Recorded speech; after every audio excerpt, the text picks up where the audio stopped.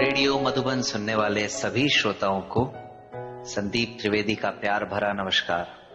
श्रोताओं, आप सुन रहे हैं प्रोग्राम मन की आंखों से, और यह प्रोग्राम विशेष रूप से दिव्यांग साथियों के लिए बनाया गया है। और खासकर इस प्रोग्राम के अंतर्गत हम उन साथियों से बात करते हैं जिन्होंने किसी न किसी शारीरिक चुनौती को बाधा नहीं मानते हुए अपनी जिंदगी को संवारा है, अपने सपनों को पूरा किया है और समाज की अपने तरीके से सेवा की है।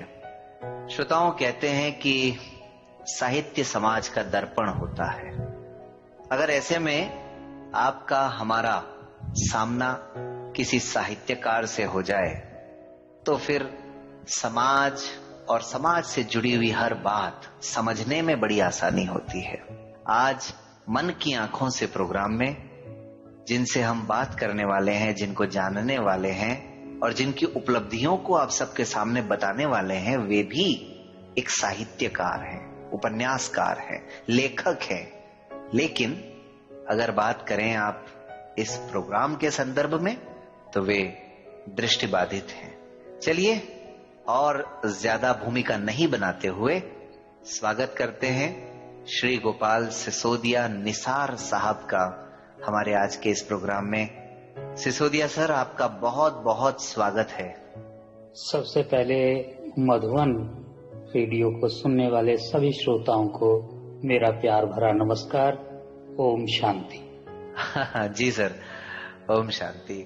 तो श्रोताओं, आप सुन रहे हैं रेडियो मधुबन 90.4 FM। सुनते रहो, मुस्कुराते रहो।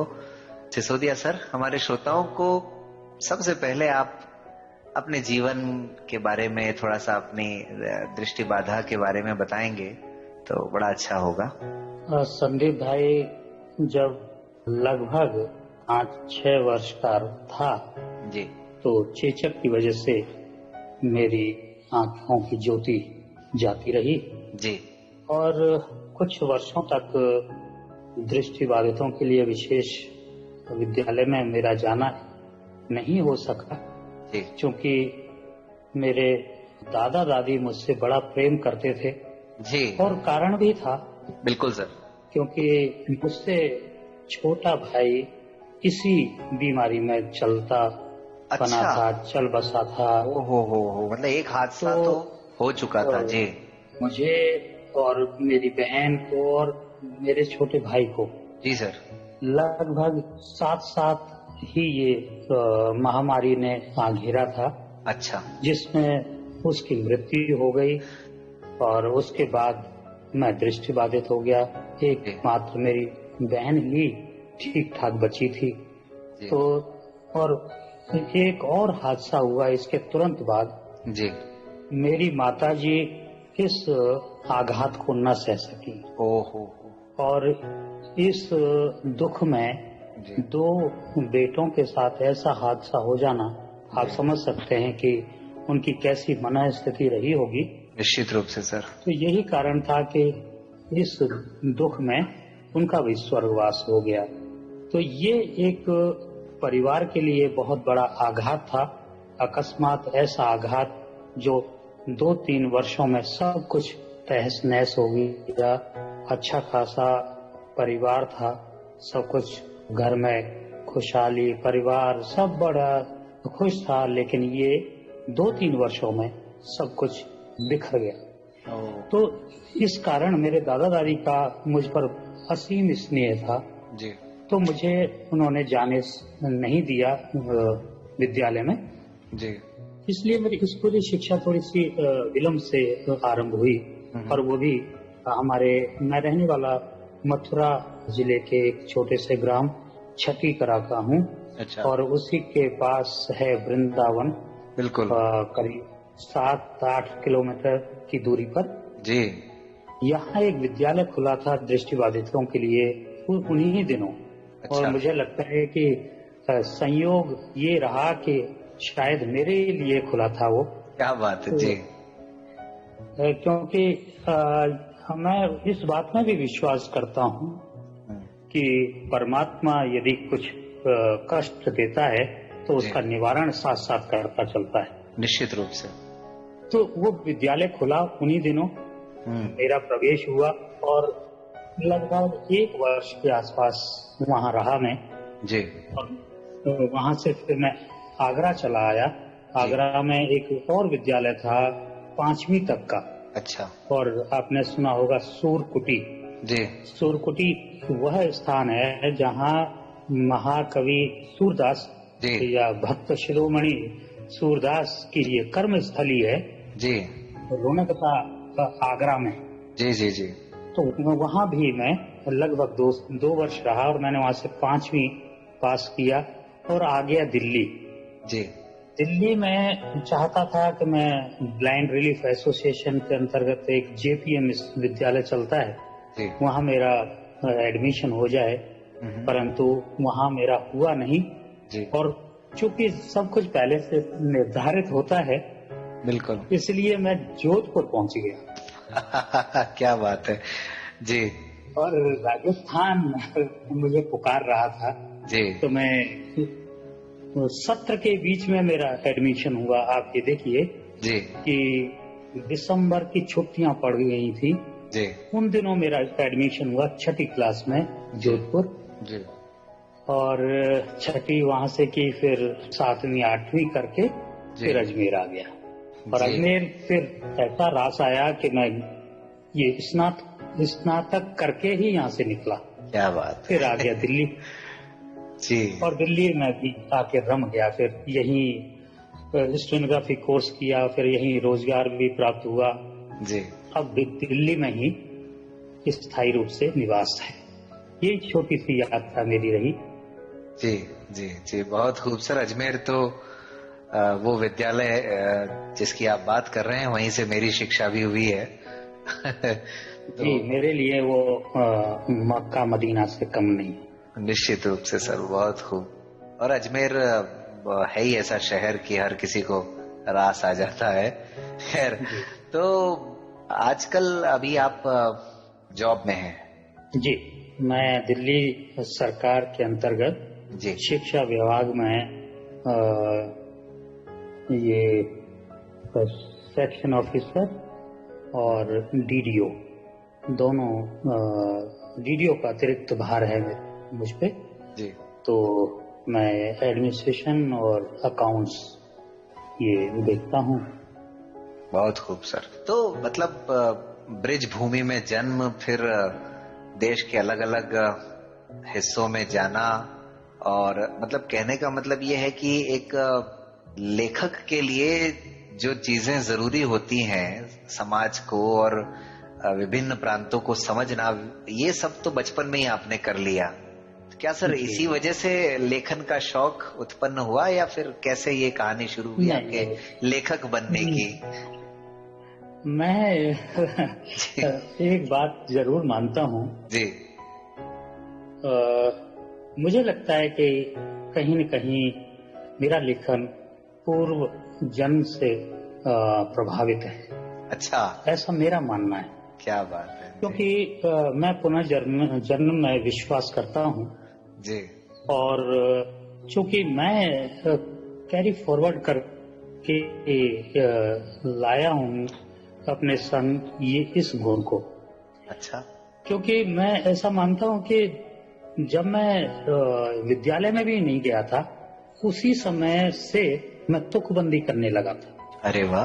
प्रारंभ यूं ही हुआ कि खेल खेल में हम कविताएं बना लेते थे। अच्छा।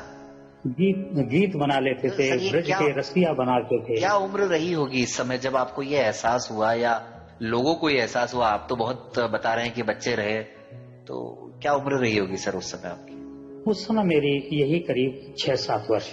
तो ये जो टैलेंट है, ये किसी और ने पहचाना, या आपको ही ऐसा कुछ एहसास हुआ कि यार मैं तो थोड़ी बहुत लिख भी लेता हूँ? नहीं, उस समय तक मुझे कुछ एहसास नहीं था जी। मैं तो इसको खेल ही मानता था। जी जी जी।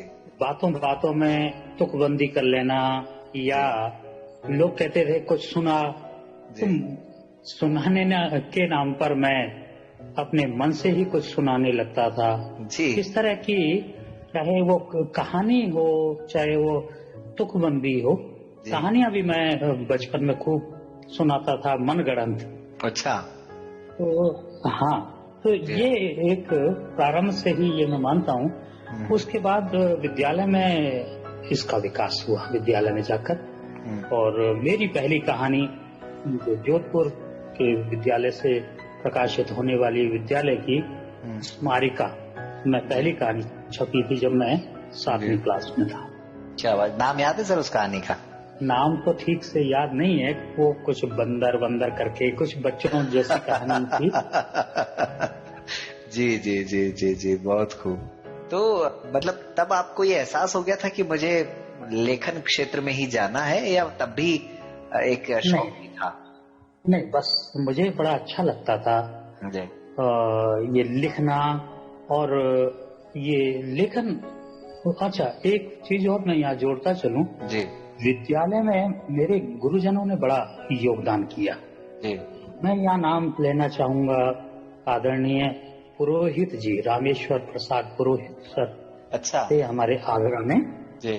उन्होंने नींव डाली, क्योंकि वो हमें सुनाते भी थे किताबें, और हमसे ये कहते थे कि भाई ये इतने पेज तुम्हें याद करके आने। अच्छा। और हम सुनेंगे आपसे।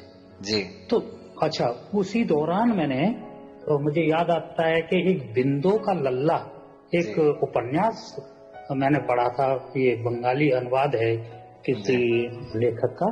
जी। तो वो मैंने उसी दौरान पढ़ लिया था। जी। तो वो पढ़ने का शौक और फिर लिखने का अपने आप ही जागृत हो गया। जी। उसके अलावा जोधपुर जब मैं पहुंचा जी, तो मुझे बाल सभा का सचिव बना दिया। जी। तो वहाँ भी खूब मेरा ये शौक फला फूला। क्या बात है जी। मुझे लगता है यही समय था, मेरे गुरुजनों ने मुझे गढ़ लिया और कुछ ऐसे ही बनता चला गया। जी जी जी जी जी, बहुत खूब। तो आपकी पहली पुस्तक कौन सी छपी सर? पब्लिश कौन सी हुई पहली बुक आपकी? देखिए, लिख तो मैंने जैसा कहा कि प्रारंभ से ही रहा था जी। और प्रारंभ में मैं गीत, कविताएं, गजलें ये सब अधिक लिखा करता था जी। लेकिन एक टर्निंग पॉइंट आया मेरी लाइफ में जी। मैं यहाँ दिल्ली में कवि गोष्ठियों में जाया करता था, जो सामान्य लोगों की कवि गोष्ठियां होती थी जी, उनमें जाता था। और वहीं एक कोई कवि थे, उनसे मेरी चर्चा हुई जी। और उन्होंने ये कहा, मैंने उनसे चर्चा की कि भाई मुझे अपनी किताब छपवानी है कविताओं की। अच्छा। गीत, कविता, गजलें मेरी काफी हो गई हैं, तो मैं चाहता हूँ ये किताब के रूप में आ जाए जी। तो एक वाक्य उन्होंने ऐसा कह दिया जी, जो मुझे अपील कर गया, ये मानिए। उन्होंने कहा कि भाई छाप तो भले ही हो जी, लेकिन काव्य की पुस्तकें कोई खरीदता नहीं है। अच्छा। मैंने कहा ऐसा क्यों? कि भाई सुनने में तो कविताएं अच्छी लगती हैं, हम भी लिख रहे हैं, हम भी सुना रहे हैं जी, लेकिन किताब तो हमने भी नहीं छापी कोई। अच्छा। तो मैंने कहा यार फिर इसका, मैंने कहा ऐसी पुस्तक छपवाने से क्या फायदा जिसे कोई पढ़े नहीं। तो भाई अगर किसी को पढ़वाना है तो कहानियां लिखो। लेकिन सर ये जब बात तो आपके सामने उन्होंने रखी, मैं रोक रहा हूँ बीच में, माफी चाहता हूँ, लेकिन ये जब बात उन्होंने आपको कही सर कि कविताओं की किताबें कोई पढ़ता नहीं है, आपने स्वयं अपने तरीके से इसको समझने की कोशिश की या नहीं की कि भाई वाकई में ऐसा है या नहीं है? नहीं नहीं नहीं, बिल्कुल नहीं की। अच्छा। मैंने बिल्कुल न खंडन किया और न ही मैंने उस पर ज्यादा प्रतिक्रिया दी ही। जी जी जी जी। मुझे ऐसा लगा कि यार इतने दिन तक मैं क्या कर रहा था। कभी कहानी तो मैं लिख सकता हूँ जी, लेकिन मैंने कहानियां लिखना एक तरह से छोड़ सा दिया था। ये बात अलग है कि मैंने एक उपन्यास स्टार्ट किया था जो आज तक भी मैंने उसे कंप्लीट नहीं किया। बताइए जी। लेकिन वो मैंने उस रूप में लिया ही नहीं। अच्छा जी। मैं बस लिखा नहीं करता था, सुना किसी को भी देता था लेकिन लिखता नहीं था। लेकिन मैंने, ये बात है 12-13 की, 2012-13। अच्छा जी जी जी जी जी। और 2012 में 12-13 में मैंने स्टार्ट किया लिखना। अच्छा। विधिवत कहानी जी। और पहली पुस्तक मेरी इसके परिणाम स्वरूप आई संघर्ष। अच्छा। 2014 में अगस्त में इसका लोकार्पण हुआ। क्या पहली पुस्तक मेरी संघर्ष नाम से आई, कहानी संग्रह। इस कहानी संग्रह में 12 कहानियां जी मेरी छपी, और वो सारी संघर्ष से जुड़ी हुई कहानियां। हाँ, ये संघर्ष से जुड़ी। दरअसल मेरा जो टेस्ट है वो सामाजिक है। जी जी जी। और मैं समाज की ही बात करता हूँ जी। इस पहले संग्रह में भी जी। मेरी एक कहानी दृष्टिबाधित व्यक्तित्व पर आधारित भी थी जी। और संघर्ष एक टाइटल है इस कहानी का, जिसके आधार पर मैंने इस कहानी संग्रह का नामकरण किया। वो एक कहानी बहुत खूबसूरत कहानी जिसे मैं अब तक भी पसंद करता हूँ। हालांकि लेखक को सारी रचनाएं पसंद न होती हैं जी, लेकिन पहली पुस्तक सदैव स्मरण रहती है, पहले प्यार की। निश्चित रूप से। तो सर, अब तक कुल मिला के कितने प्रकाशन हो गए हैं आपके, कितनी पुस्तकें आ गई हैं? मेरी कुल मिलाकर 10 पुस्तकें आई हैं। क्या और बात है जी। जिसमें 3 मेरे उपन्यास हैं जी, एक लघु कथा संग्रह है जी, और 6 कहानी संग्रह। अरे वाह। इसके अलावा मेरा संपादन कार्य भी है जी। कहानी संग्रहों का संपादन, काव्य का संपादन। अब ये बात अलग है कि मैं पुस्तक एक भी नहीं छपी है काव्य की, लेकिन काव्य की पुस्तकों का संपादन अवश्य किया है। तो मैं ये समझना चाहूंगा संपादन के कार्य में आपका दरअसल क्या कार्य रहता है, क्योंकि हमारे श्रोताओं को भी समझने में आसानी होगी। लेकिन इससे पहले मैं ये जानना चाहूंगा सर कि आपके उपन्यास के नाम क्या क्या हैं तीनों? पहला उपन्यास मेरा आया प्रेमांजलि। प्रेमांजलि जी। और इसके उपरांत एक उपन्यास आया उसकी कहानी। उसकी कहानी जी। उसकी कहानी उपन्यास के विषय में संक्षेप में बताना चाहूंगा। ये एक उपन्यास ऐसा है जिसे मैंने कहानी के रूप में स्टार्ट किया था। अच्छा। और ये उपन्यास हो गया। क्या बात है। भिक्षावृत्ति पर आधारित ये उपन्यास है जी। किस प्रकार से बच्चों का अपहरण करके जी भिखारियों के गिरोह जी उनके अंग भंग करके भीख मांगने पर विवश करते हैं जी। और ये उपन्यास इस लिहाज से भी महत्वपूर्ण कहूंगा जी कि एक ये समस्या तो है ही है जी, लेकिन इस उपन्यास में मेरे इस उपन्यास के हीरो हीरोइन जी, चाहे वो आंशिक रूप से ही हो, साइड हीरोइन भी कह सकते हैं जी, वो दृष्टिबाधित व्यक्ति भी हैं। बहुत बढ़िया जी। इसके बाद अभी अभी एक उपन्यास आया है 2-4 महीने पहले ही जी, ये भी एक सामाजिक उपन्यास है जी, थर्ड जेंडर पर आधारित है जी। इसका नाम है वह।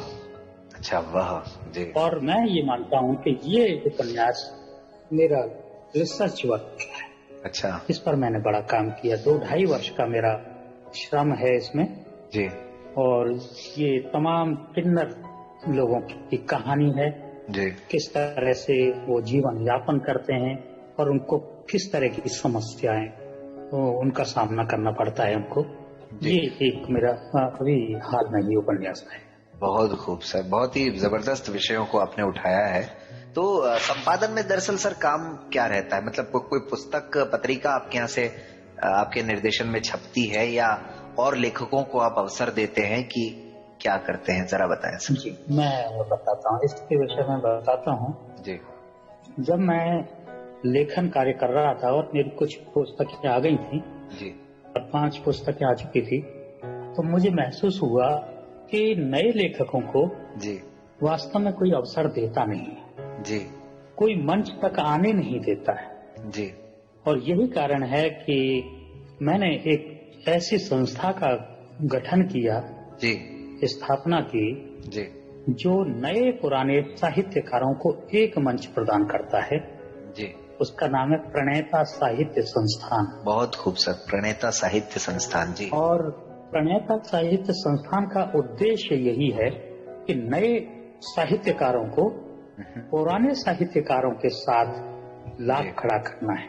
क्या बात है। ये जो आज के इस प्रोग्राम को हमारे युवा श्रोता और खासकर जो लेखन के क्षेत्र में जाना चाह रहे हैं, जो सुन रहे हैं, उनके लिए बहुत लाभदायक बात बताई आपने सर। तो इस साहित्यिक संस्था के जी अंतर्गत ही हमारा साल में एक संकलन आता है जी। पत्रिका हम नहीं निकालते हैं, संकलन निकालते हैं। अच्छा। नए पुराने सभी साहित्यकारों की रचनाएं आमंत्रित करते हैं जी। और उनको एक जिल्द में बांधते हैं और लोगों के सामने, साहित्यकारों के सामने भी जाता है ये संकलन और पाठकों के सामने भी। इसका ही संपादन किया है। इसके अलावा एक और संपादन किया मैंने, कहानी कुंभ करके एक हमारे KVS प्रकाशन का एक संकलन निकला था, तो उसका भी संपादन मुझे उन्होंने कहा था कि आप करें, तो उसका भी किया है। हाल में ही एक ऐसा संकलन भी हम लाए हैं प्रणेता साहित्य संस्थान के माध्यम से जी, जिसमें या तो आपने देखा होगा काव्य संकलन आता है जी, या फिर कहानी संकलन आता है जी। लेकिन हमने इस बार विविध संकलन निकाला है और उसमें गद्य पद्य सभी तरह की रचनाओं को शामिल किया है जी। बहुत तो खूबसूरत। ये अभी प्रकाशन के लिए गया हुआ है और शीघ्र ही पाठकों के हाथ में होगा। जी जी जी, बहुत खूब। तो श्रोताओं, मैं प्रोग्राम के अंत में सर से जरूर पूछूंगा कि अगर आप लेखन के क्षेत्र में जाना चाहते हैं तो किस प्रकार सर से आप जुड़ सकते हैं। खैर, तो सिसोदिया सर, ये बात जानना बहुत जरूरी है हमारे लिए, क्योंकि आप दृष्टिबाधित हैं और कहीं ना कहीं हमारा ये कार्यक्रम भी मन की आंखों से नाम से ही स्पष्ट है। आपकी अभी तक जितनी भी पुस्तकें आई हैं सर, क्या वो ब्रेल में भी छपी हैं? जी बिल्कुल, मेरी लगभग सभी पुस्तकें ब्रेल में हैं, एक दो को छोड़कर, क्योंकि अभी हाल में आई हैं और वो प्रकाशित हुई हैं, तो अभी उनका ब्रेलीकरण नहीं हुआ है। लेकिन मेरी सभी पुस्तकों का ब्रेलीकरण हुआ है और साथ ही साथ ये ऑडियो में भी अवेलेबल हैं। जी, बहुत खूब। चाहे वो RSBI लखनऊ से हो या देहरादून से हो या हमारे Indian association of the blind से हो। बहुत खूब। और AICB से ये ब्रेल में सारी लगभग मेरी पुस्तकें AICB से ब्रेल में आई हैं। एक पुस्तक NAB बहादुरगढ़ से भी प्रकाशित हुई है ब्रेल में। जी, क्या बात है। तो बहुत खूब सर, बहुत शुक्रिया। मैं ये पूछना चाह रहा हूँ सर कि आपके लेखक बनने में या आज तक की आपकी लेखन यात्रा में ब्रेल का क्या योगदान रहा है सर?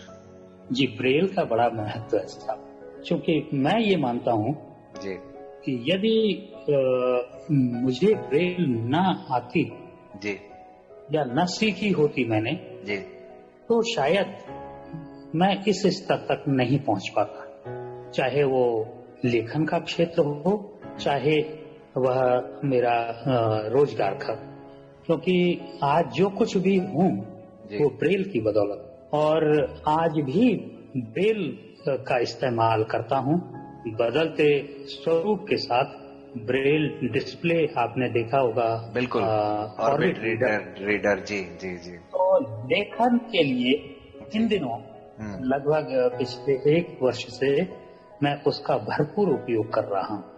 तो अब सर, जब तकनीक के माध्यम से भी ब्रेल लिखना पढ़ना संभव है, तो आपके लेखन में इससे गति आपको मिली है या वो जो पारंपरिक जो तरीका था वो ज्यादा कारगर समझते हैं आप सर? देखिए, पारंपरिक अपनी जगह है, लेकिन ये तकनीकी से जुड़ जाना चाहिए। जैसा समय हो उसके साथ कदम से कदम मिला करके चलना चाहिए, ऐसा मैं मानता हूँ। आज मांग है तकनीक के साथ जुड़ने की, तो मुझे लगता है कि इन चीजों से गुरेज नहीं करना चाहिए। क्योंकि मैं जब अब लिखने की बात कर रहा हूँ तो मुझे बड़ी आसानी होती है, क्योंकि मैं पहले लैपटॉप पे लिखा करता, लैपटॉप से पहले मैं नॉर्मल टाइपराइटर पे लिखता था जी। तो उनकी अपनी समस्याएं थी। बिल्कुल। लेकिन अब चूंकि मैं बिस्तर में बैठ के भी टाइप कर लेता हूँ जी, बैठे बैठे, और मैं ऑफिस में भी उस उपकरण से मीटिंग में कहीं जाता हूँ कार्यालयी बैठक होती हैं जी तो वहाँ मिनट्स लेने में भी मुझे बड़ी आसानी होती है। जी या किसी साहित्यिक कार्यक्रम में जाता हूँ, वहाँ भी मैं अपनी बात कहने में बड़ा मुझे सहज महसूस करता हूँ अपनी, जी क्योंकि पॉइंट बना के ले जाता हूँ। जी या कोई डिमांड करता है कि जी हमें अपनी कोई लघु कथा सुनाइए या कोई गजल सुना दीजिए या गीत सुना दीजिए, जी तो उसके लिए मुझे ये उठा करके पुलिंदा नहीं ले जाना पड़ता, एक डिवाइस से मेरे सारे काम हो जाते। क्या बात है सर। तो क्या वजह है सर कि इतनी सब सुविधाएं और विशेषताएं होने के बावजूद भी आप जानते ही हैं और कहीं ना कहीं आपके भी विचारों में ये बात रहती होगी कि ब्रेल के प्रति अब आने वाली जो पीढ़ी है उसका रुझान काफी कम होता जा रहा है सर? उसका कारण ये है कि आज का युवा बहुत फास्ट हो गया है जी और वो इतना फास्ट हो गया है कि उस गति में जो मौलिक आवश्यकताएं हैं जी उनसे वो विमुख हो गया है, ऐसा मुझे लगता है। क्योंकि भाषा की बात अगर हम करें तो भाषा जब तक आप या तो आंखों से न पढ़ लें या हाथ से न पढ़ लें, हमारे संदर्भ में हम जब तक हाथ से पढ़ नहीं लेते तब तक वर्तनी संबंधी त्रुटियां या जो छंद हैं, मात्राएं हैं काव्य के क्षेत्र में जी उनका बड़ा मुश्किल होता है। करते जरूर होंगे परंतु मुश्किल बहुत हो। मैं ये नहीं कहता कि आने वाली पीढ़ी किसी भी मायने में अयोग्य है, परंतु चुनौतियां इस आधार पर उनकी बहुत बढ़ जाती हैं। यदि ब्रेल किसी भी रूप में हो, चाहे आधुनिक ब्रेल को लें या परंपरागत को, ये दोनों ही बड़ी उपयोगी है। लेकिन उन लोगों के लिए विशेष रूप से कहूंगा जो इस बात का बहाना लगाते रहे हैं जी के साथ पुस्तकें उठा के ले जाना इधर से उधर, या कक्षाओं में हमें लिखने में तो वो स्लेट का उपयोग करना, पेपर का करना जगह बहुत लेता है, बहुत समस्या होती है चेंज करने में, पेपर से बदलो और ये करो। इस लिहाज से ये जो उपकरण आ रहे हैं, डिस्प्ले आ रहे हैं जी ये बहुत उपयोगी। क्या बात है सर। तो आप भी ये सब सोचते होंगे कि भाई ब्रेल से नाता नहीं तोड़ना चाहिए? नहीं, वो तो संभव ही नहीं है। और मैं ये कहता हूँ कि जब तक जीऊंगा ब्रेल तो मेरी साथी सदैव बनी रहे। क्या बात, बहुत खूब सर। जबकि आपका इतना लिखने का कार्य है, क्योंकि एक लेखक होना अपने आप में हम समझ सकते हैं, लेकिन उसके बावजूद भी ब्रेल आपके लिए इतनी महत्वपूर्ण है, तो आपके माध्यम से हम तो यही चाहेंगे कि सभी सुनने वाले दृष्टिबाधित साथी जो हैं वो ब्रेल को किसी न किसी रूप में अपने साथ जरूर रखें। क्यों सर? मैं एक एग्जांपल देना चाहूंगा। जरूर सर। पिछले वर्ष जी एवरीथिंग और कुछ संस्थाओं ने मिलकर के एक कार्यक्रम किया था बेंगलोर में जी और ये सौभाग्य की और संयोग की बात थी जी कि जो ये इनका वर्कशॉप था या सेमिनार था जी वो हिंदी दिवस के अवसर पर ही था। जी जी जी 14 सितंबर ही जी जी जी जी जी। तो उस दिन मुझे हिंदी दिवस के उपलक्ष्य में बुलाया गया था जी हिंदी साहित्य पर बात करने के लिए। जी जी। तो मैं यहाँ से जब गया तो अपना उपकरण साथ ले गया जी। और मैं, आपका आश्चर्य होगा और खुशी भी होगी जी जी जी कि मैं रास्ते भर नोट्स बनाता गया जी, और जब लौटा तो एक खूबसूरत यात्रा वृत्तांत लेके आया। अरे क्या बात है। यही बतौर लेखक मेरे लिए ये वरदान है। निश्चित रूप से, बहुत खूब सर। ये इससे बड़ी बात और क्या हो सकती है, जो अगर किसी तरह की समस्या समझते भी हैं ब्रेल को लेकर के, तो अब इससे बड़ी क्या बात हो सकती है कि आप उसको एक वरदान के रूप में मान रहे हैं, एक लेखक होने के साथ साथ। जी, तो अभी तक सर आपने बहुत सारे बड़े बड़े साहित्यकारों के साथ मंच भी साझा किया होगा, मिलना भी हुआ होगा, तो वो कोई अनुभव हो तो बताएंगे सर? हाँ, लेखकों के साथ तो हमारा संपर्क होता ही रहता है। जो हम विशेष रूप से हमारा जब से ये प्रणेता साहित्य संस्थान हुआ है जी या जब कभी मुझे किसी सम्मान के लिए बुलाया जाता है, आप जी सबके स्नेह और आशीर्वाद के जी और परमपिता परमेश्वर की कृपा से जी देश भर की बड़ी बड़ी साहित्यिक संस्थाएं जी मुझे बुलाकर सम्मानित कर चुकी हैं। जी तो वहाँ जब मेरा जाना होता है तो बड़े जी। बड़े साहित्यकारों के साथ जी मिलना और बैठना और तो उनके साथ विचारों का आदान प्रदान जी ये होता रहता है। हाँ, लेकिन ऐसा कुछ कटु तो नहीं मिला। हाँ, लेकिन अच्छे संयोग बने हैं। जी बहुत सम्मान करते हैं साहित्यकार। जी। और आपके माध्यम से बताना चाहूंगा, जी। बहुत से साहित्यकार देश भर से जी मेरे पास अपनी पुस्तकों की समीक्षाएं लिखने के लिए भेजते हैं, जी अपनी भूमिकाओं के लिए भेजते हैं जी। कि भाई आप हमारी कहानी संग्रह पर या काव्य पर अथवा किसी उपन्यास पर जी। भूमिका लिख दीजिए। तो ये एक गौरव की बात है मेरे लिए और मेरे दृष्टिवादी समाज की। निश्चित रूप से सर, निश्चित रूप से। कौन कौन से सम्मान अभी तक मिले हैं सर आपको प्रमुखतः? देखिए, एक जबलपुर की संस्था ने सम्मानित किया था पिछले वर्ष मुझे, और सम्मान का नाम तो डॉक्टर अर्णिका भटनागर सम्मान कुछ करके था।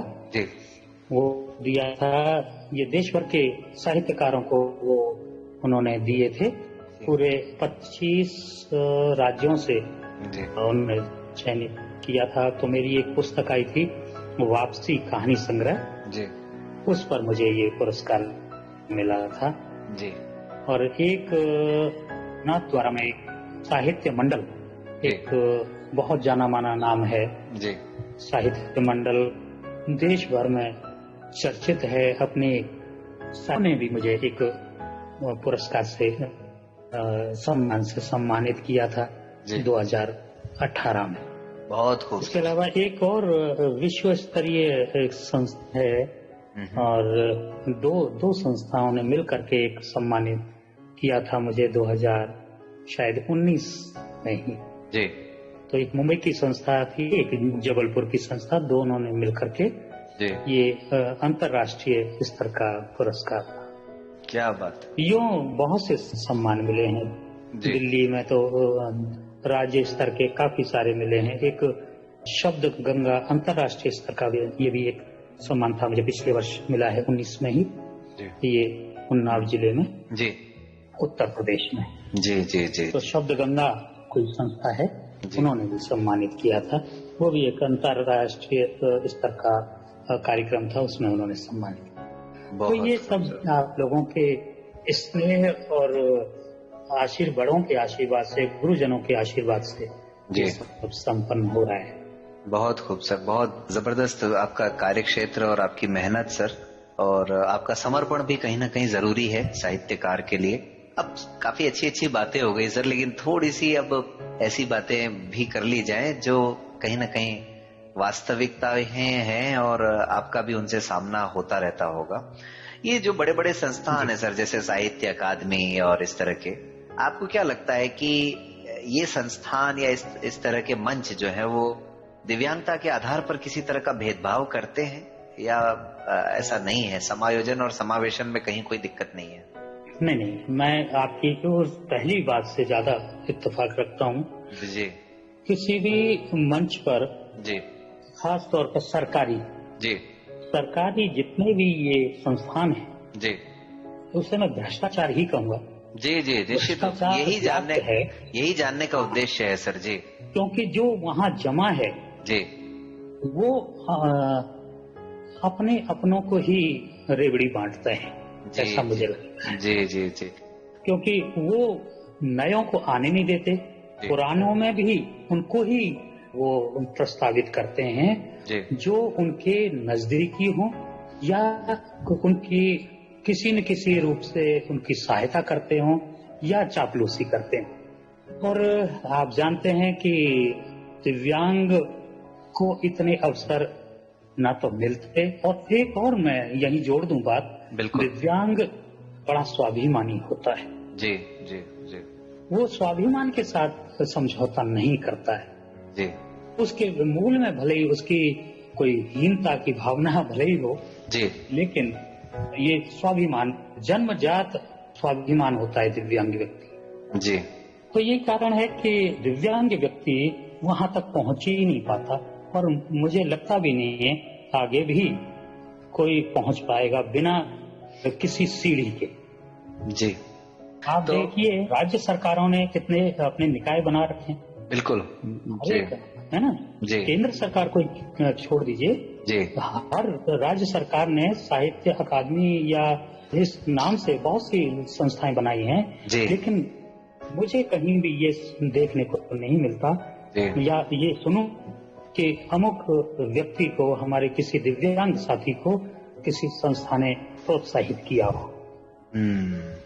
वही सर उद्देश्य था कि भाई कुल मिलाकर के बात यह है कि वैसे ही वो लोग किसी को आने नहीं देना चाहते हैं, तो फिर दिव्यांग व्यक्तियों को तो वो क्या ही अवसर देंगे। जी जी जी, मैं ये कहना चाहता हूँ कि बड़े बड़े साहित्यकार तक वहां नहीं पहुंच पाते बिना अपनी अंतरात्मा के साथ समझौता करके। जो समझौता कर लेते हैं वो पहुंच जाते हैं। सर चलिए सरकारी संस्थाओं की और इन सब की बात हम एक बार को छोड़ दें, चूंकि आप साहित्यकार हैं, लेखक हैं, आपको क्या लगता है सर समाज का नजरिया दिव्यांगों के प्रति कैसा है आपकी नजर में?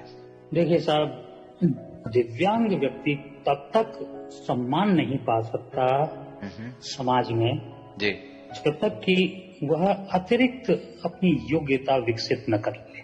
जी मैं अपने ही मामले में कहना चाहूंगा।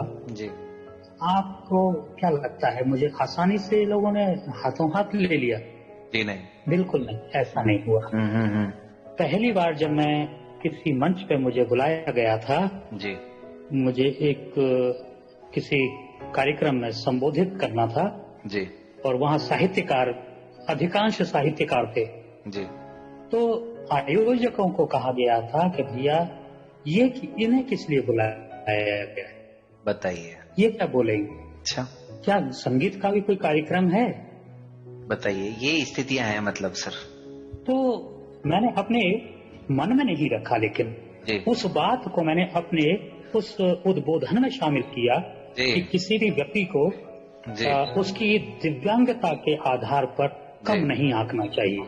जी और आप यकीन करिए, वो मेरा पहला उद्बोधन जी लोगों के हृदय में इस तरह उतर गया जी कि आज भी बड़े सम्मान के साथ मुझे बड़े बड़े कार्यक्रमों में बुलाया जाता है, उद्बोधन के लिए भी जी और मंच साझा करने के लिए भी और संपादन का कार्य देने के लिए भी, तमाम कार्यों के लिए। तो मैं ये कहना चाहता हूँ कि आप अपने कार्य से पहचान बनाएं और पहचान बनाने के साथ साथ संघर्ष भी करना होगा, अन्यथा आपको कोई नहीं पूछेगा। निश्चित रूप से यही बात सर है मुख्य रूप से कि अपने आप को तो अतिरिक्त योग्य बनाना बहुत जरूरी है। लेकिन एक प्रश्न सर जो आप ही के पेशे से जुड़ा हुआ है, और अभी पिछले दिनों मेरी हमारे एक साथी से बात भी हो रही थी। उन्होंने दरअसल एक आर्टिकल लिखा और एक बड़े चैनल ने उसको पब्लिश करने से, मतलब अपने ब्लॉग में पब्लिश करने से मना कर दिया। और वो ये उसका लबोल हुआ भी ये था सर कि ये जो हमारे लोकोक्तियां, मुहावरे जो होते हैं, जो खासकर दृष्टिबाधितों से संबंधित जो बने हैं, इन्होंने भी कहीं ना कहीं समाज की सोच हमारे प्रति सीमित करने में योगदान दिया है सर। जैसे आप तो जानते ही हैं, सावन के अंधे को हरा ही हरा दिखता है, इस तरह के अनेक प्यार अंधा होता है, या अंधा बाटे रेवड़ी, ये इस तरह की जो चीजें हैं, मतलब आपको चुभती नहीं है सर? अजीब नहीं लगता आपको? क्योंकि आपने तो बहुत करीब से देखा समझा होगा इन चीजों को। बिल्कुल, बात आपकी बिल्कुल सही है, लेकिन नजरिया जो है, जो समाज में जो चला, साहित्यकार ने जो इस तरह से इसका जो रचना जो की होगी, मुझे लगता है वो बड़ी व्यापक रूप में की होगी। अंधा बांटे रेवड़ी, फिर अपने को दे, तो वहाँ ये सेंस था कि स्वार्थ को ही परिलक्षित करना था। लेकिन क्योंकि जनता तो हर पढ़ी लिखी सभी इस स्तर पर तो पढ़े लिखे नहीं होते ना जी उसको उस रूप में ऐसा आत्मसात कर लिया कि उसे अंधे से अर्थ वो सीधा सीधा हमसे आपसे लगाता है, लेकिन सर उसका दृष्टिबाधित व्यापक रूप नहीं लेता है। लेकिन दृष्टिबाधिता को ही परिलक्षित कहीं ना कहीं होती हुई बातें नजर आती है ना ये सब सर। हाँ बिल्कुल होती है और उससे सीधा सीधा हमसे जोड़ दिया गया है, जी जोड़ दिया गया है जी बिल्कुल। किसी मैं कहीं पढ़ रहा था जी और उन्होंने इसको बहुत बढ़िया से लिखा भी है किसी ने, जी अब नाम याद नहीं आ रहा है किसका लेख था, जी उन्होंने बड़ा अच्छे से उसको दिखाया है, दर्शाया है जी कि भाई किस तरह से इनका व्यापक जो रूप था जी एक सीमित में सिमट गया है, सीमित हो गया है। जी जी जी जी जी हाँ लेकिन इसका प्रभाव जरूर पड़ा है। जी वही सर, क्योंकि अब आपने अभी शुरू में सूरदास जी का जिक्र किया सर, और आप अनेक जगहों पे रहे, अजमेर में भी रहे। अब यही बात है ना कि हमको देखते ही लोगों का संबोधन सूरदास जी बन जाता है। देखिए इस संदर्भ में एक बात कहना चाहता हूँ जी कि हमारा जो ग्रामीण क्षेत्र है जी वहाँ एक वहीं क्यों शहरों में भी जी मैंने देखा है तो हमारी विकलांगता को ही संज्ञा बना डालता जी है और जब ये संज्ञा बन जाता है और जी। महाकवि सूरदास को लोगों ने बहुत पढ़ा है जी जी और सबने ये जाना है कि वो जो भक्त शिरोमणि सूरदास जी थे जी वो दृष्टिबाधित थे, जी तो उन्होंने इसको सभी के लिए उपयोग करना प्रारंभ कर दिया। तो भैया नाम कौन पूछे, भाई साहब आपका क्या नाम है, इतना कहने की अपेक्षा सीधा सीधा संज्ञा बना दो उसकी विकलांगता को, उसकी दिव्यांगता को, तो लंगड़े को लंगड़ा कह दिया, जी अंधे जी को अंधा कह दिया। जी ये जो चीजें हैं जी ये हमारे भाषाई अशिक्षा का कारण भी है, अशिक्षा भी इसमें शामिल है। बिल्कुल सर, कुल मिलाकर के मैंने देखा है सर कि समाज उनको जो सूट करता है वो चीजें जल्दी समझ लेता है, और जो अभी आप अभी कहें कि भाई निसार साहब लेखक हैं तो वो इतनी आसानी से समाज स्वीकार नहीं कर पाएगा, या कोई सॉफ्टवेयर इंजीनियर है तो वो समाज इतनी जल्दी नहीं स्वीकार कर पाएगा। मैं आपको बताऊं हमारे एक फेसबुक फ्रेंड हैं जी और वो भी लिखते हैं, विदेश में हैं, पहले कहाँ थे वो, फिनलैंड में पता नहीं कौन से देश में थे, जी राजस्थान के निवासी हैं वैसे। जी तो उन्होंने मेरे पास एक अपनी पुस्तक भेजी जी कि साहब तब तक वो उन्हें ये ज्ञात नहीं था कि मैं दृष्टिबाधित हूँ। जी तो उन्होंने मेरे पास अपनी पुस्तक भेजी कि इस पर समीक्षा लिख दीजिए साहब, जी और मैंने समीक्षा लिख दी जी और समीक्षा लिखी तो मैंने फेसबुक पे साझा कर दी। तो साझा जब की जी तब उन्होंने मुझे गौर से देखा, जी मेरे फोटो को गौर से तब देखा उन्होंने, जी जी तो उन्होंने अपने कमेंट्स में लिखा जी कि साहब मुझे नहीं पता था कि एक सूरदास भी इतना बड़ा साहित्यकार हो सकता है। जी मैं यही कहना चाहता हूँ कि लोगों के मतलब सूरदास जी स्वयं सर इतने बड़े मतलब कवि हुए हैं, साहित्यकार, हाँ, बावजूद उसके वो ये कह रहे हैं, बताइए। तो मैंने ये उनको लिखा, जी भाई जब तुलसीदास की कृति सूरदास के पास आएगी तो लिखेगा ही ना बढ़िया आपकी समीक्षा। हाँ सही है। तो जी तो ये तब हमारे कुछ और साहित्यकार साथी थे, उन्होंने उनको टोका भी, जी ऐसा नहीं है, हर तरह के लोग हैं। मेरे बड़े अच्छे मित्र हैं मध्य प्रदेश के, बहुत अच्छे साहित्यकार और बहुत अच्छे उपन्यास और कहानीकार हैं और कविताएं भी बड़ी अच्छी कहते हैं। मुकेश दुबे जी, जी अगर मेरी आवाज सुने वो इस चैनल के माध्यम से, जी तो मैं उनको प्रणाम भी करता हूँ। उन्होंने सरेआम फेसबुक पर लिखा कि मुझे फक्र होता है निसार साहब को अपने मित्र के रूप में देख। क्या बात है, बहुत खूब, बहुत खूब। तो एक और भी बहुत से साहित्यकार हैं ऐसे जिनका मैं नाम यहाँ लूं तो आपका कार्यक्रम का समय निकल जाएगा। निश्चित रूप से सर। बहुत एडमायर करते हैं, मेरे लेखन को बहुत पसंद करते हैं जी। और उन्होंने मुझे बहुत प्रोत्साहित भी किया है। जी जी जी जी, सचमुच सर यही कारण है कि देखिए आपका जो कार्य क्षेत्र, आपका जो अनुभव है इतना विस्तृत है कि आपसे बात करें तो शायद 3 शो बन जाए। और आज भी समय अब पूरा ही होना चाहता है।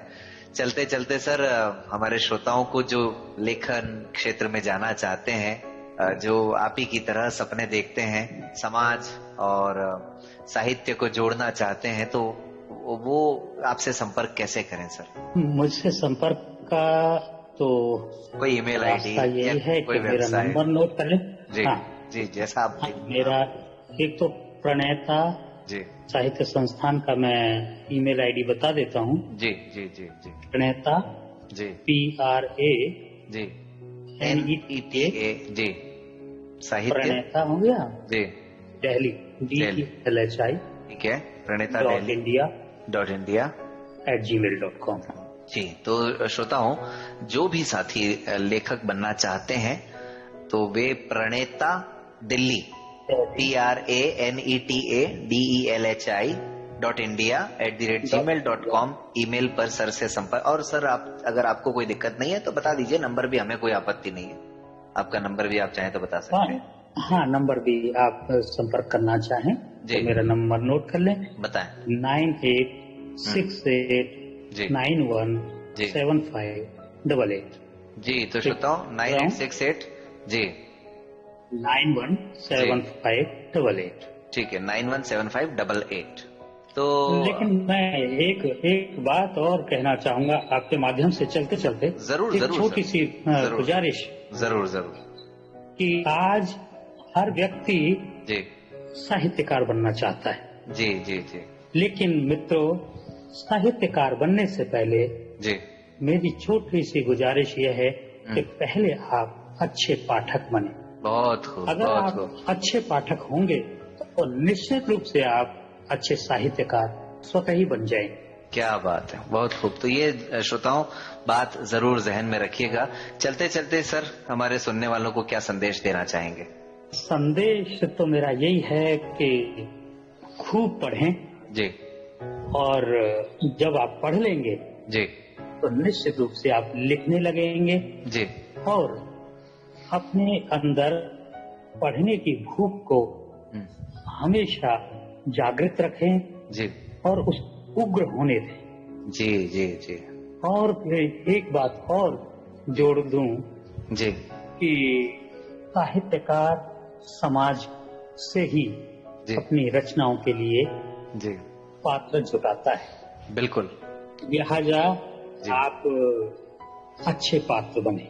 बहुत खूब, बहुत खूब। तो समाज अपने आप अच्छा हो जाएगा। जी जी जी जी। तो श्रोताओं आज आपने सुना श्री गोपाल सिसोदिया निसार साहब को, जो कि दिल्ली से हमारे बीच में आए हैं। और आप सबको निश्चित रूप से हम उम्मीद करते हैं कि आज की ये बातचीत बहुत अच्छी लगी होगी और काफी कुछ सीखने को समझने को मिला होगा। तो अपने इस प्रोग्राम पर अपनी प्रतिक्रियाएं जरूर दीजिएगा 9414151415 पे और info@radiomadhuban.in पर आप रेडियो मधुबन का ऐप इंस्टॉल कर लें प्ले स्टोर से। मिलते हैं अगले शनिवार ऐसे ही किसी और विशेष व्यक्तित्व के साथ। तो सर गोपाल सर आपका बहुत बहुत धन्यवाद। बहुत बहुत धन्यवाद आपका संदीप भाई। जी सर। ओम शांति। ओम शांति।